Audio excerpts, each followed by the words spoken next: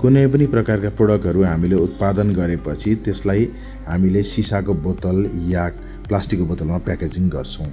Packaging गरिसकेपछि बाहिर branding गर्नको लागि हामी स्टिकर लगाउँछौँ र स्टिकर लगाइसकेपछि त्यसमा पनि हामीले batch coding, manufacturing date, MRP, expiry date पनि हामी प्रिन्टिङ गर्छौँ। यसरी ब्रान्डिङ गर्नलाई र स्टिकर लेबलिङ गर्नलाई चाहिने यो लेबलिङ मेसिन चाहिँ हामीसँग अहिले अटोमेटिक टाइपको चाहिँ एभाइलेबल भइसकेको छ।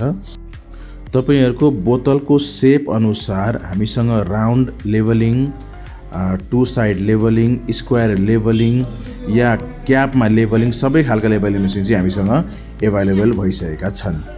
तपाईहरुको आफ्नो बजेट अनुसार म्यानुअल टाइप भयो, सेमी भयो या अटोमेटिक या त फुल्ली अटोमेटिक सबै खालको चाहिँ लेबलिङ मेसिन हामीसँग एभाइलेबल भइसकेको छ। अहिले हामीले भिडियोमा हेर्दै गरेको चाहिँ फुल्ली अटोमेटिक कन्भेयर टाइपको लेबलिङ मेसिन हो। यसमा हामीले चाहिँ एमआरपी ब्याच कोडिङ पनि अटोमेटिक जडान गरेका छौँ। तपाईहरुलाई पनि यो सम्बन्धी लेबलिङ सम्बन्धी या ब्रान्डिङ सम्बन्धी कुनै पनि मेसिन चाहिएमा तपाईले सिधै हामीलाई सम्पर्क गर्न सक्नुहुनेछ।